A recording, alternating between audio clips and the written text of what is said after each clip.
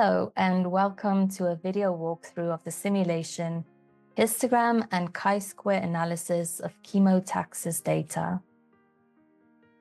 The simulation uses fruit fly chemotaxis data in a spreadsheet environment to teach students how to use histograms to visualize and assess the distribution of flies in a decision chamber, and how to apply a chi-square goodness of fit test to determine if there is statistically significant evidence of chemotaxis.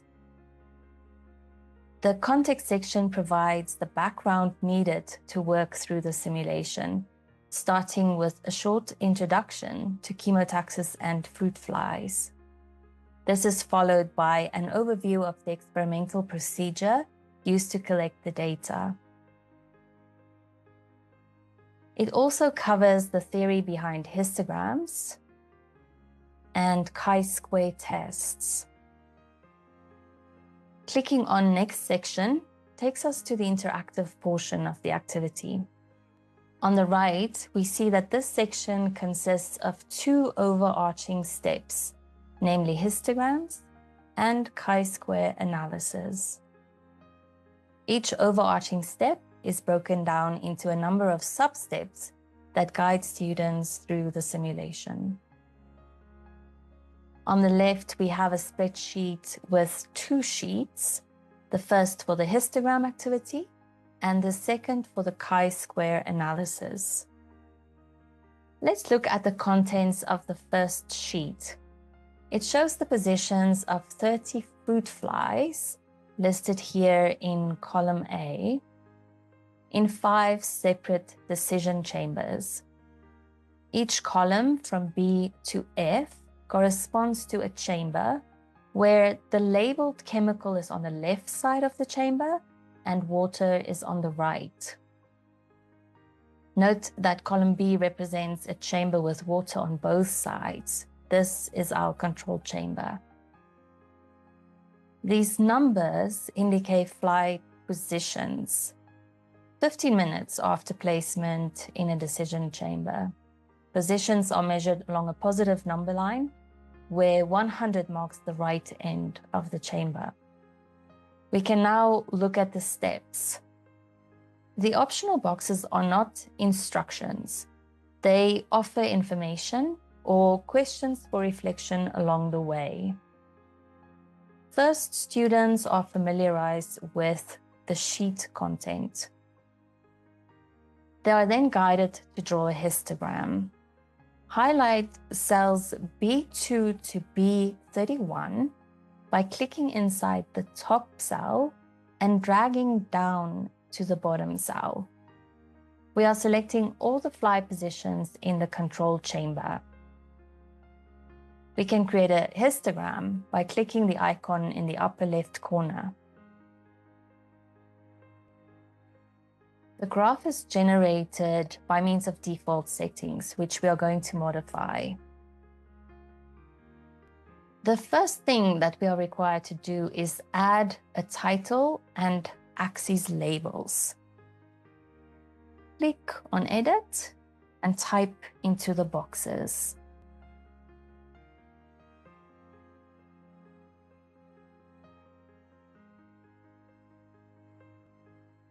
And click Confirm.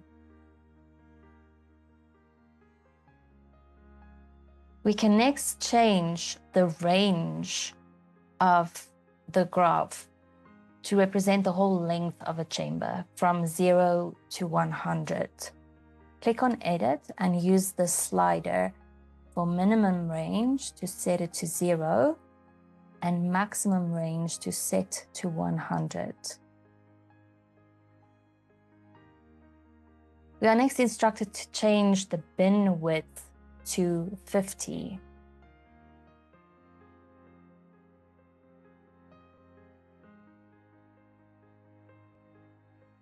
Looking at this graph, we see that roughly the same number of fruit flies are in each half of the control chamber, as is expected when flies show no preference to sides.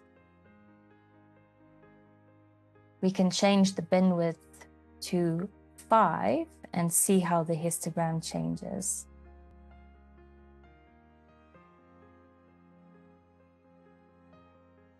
Now with narrower bins, the spatial pattern of flies becomes clearer, and we can see that they are unevenly distributed within each half of the decision chamber. I'm going to collapse this graph to create space for the next one. We highlight cell C2 to C31 to plot the ethanol chamber.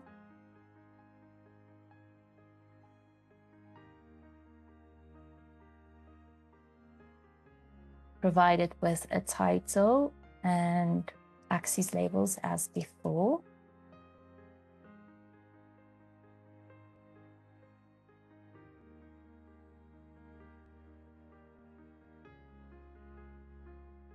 Change the bin width and range to be the same as the control case.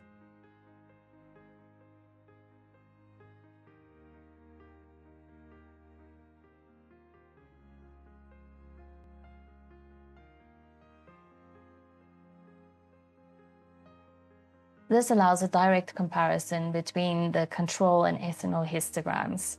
In the ethanol case, all the flies are clustered in the right half of the chamber.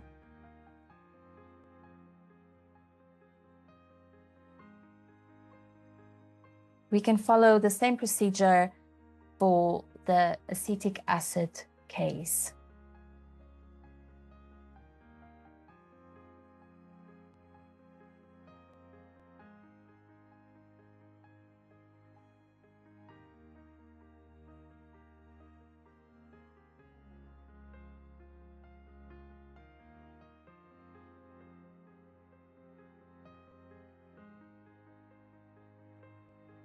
Setting the bin width and range as before.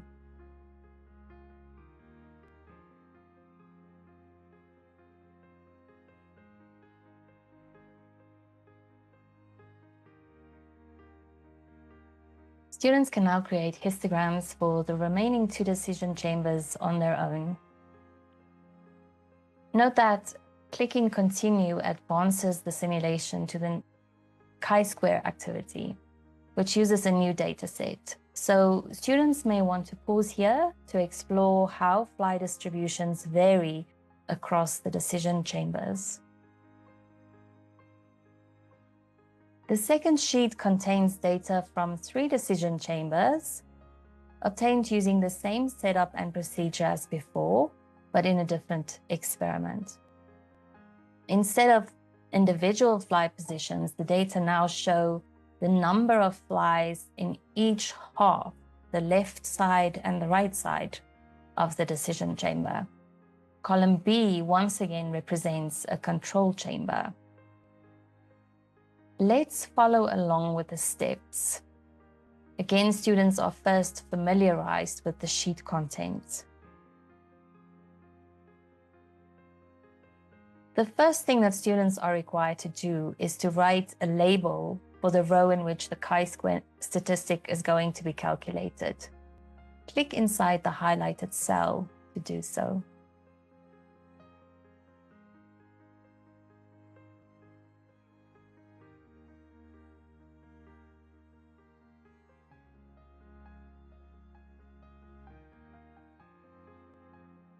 To calculate the chi-square statistic, we must specify the expected distribution of fruit flies when no chemotaxis is occurring. In other words, how many flies do we expect to be in each half if they show no preference to sides? Theoretically, there should be an equal number of flies on both sides. So we can enter 15 in each highlighted cell.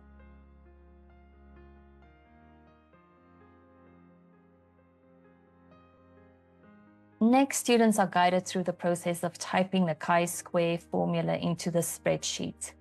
Click in the highlighted cell and start with an equals sign. First, we type out the difference between observed and expected values on the left side. squared divided by expected on the left side, plus the difference in observed and expected values on the right side, squared divided by expected on the right side, and press enter. This is the chi-square statistic for the control chamber. To avoid having to type out the equation for each column, we can use the fill handle to quickly perform the calculation for the other two chambers. This will cause each letter in the formula to advance to the next letter.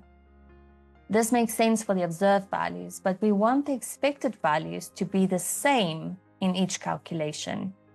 We need to fix cells E2 and E3 in the formula by adding $signs before each occurrence.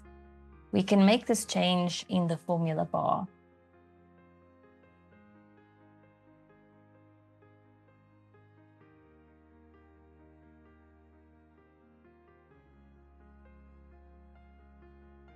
Now press enter. Click and drag the small blue square to the other two cells.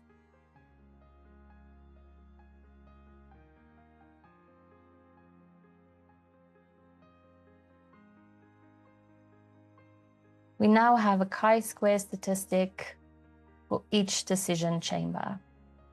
Students will carry out the final phase of the chi-square analysis in the reflection section by looking up the critical value in a table, comparing it with the chi-square statistic, and determining whether the null hypothesis can be rejected. The reflection section begins with 3 questions that assess students' understanding of histograms, followed by 2 questions that focus on interpreting chi-square results using the critical value. The simulation concludes with a brief summary. I hope that you found this video helpful and that the simulation will be of great value to you and your students. Thank you for watching.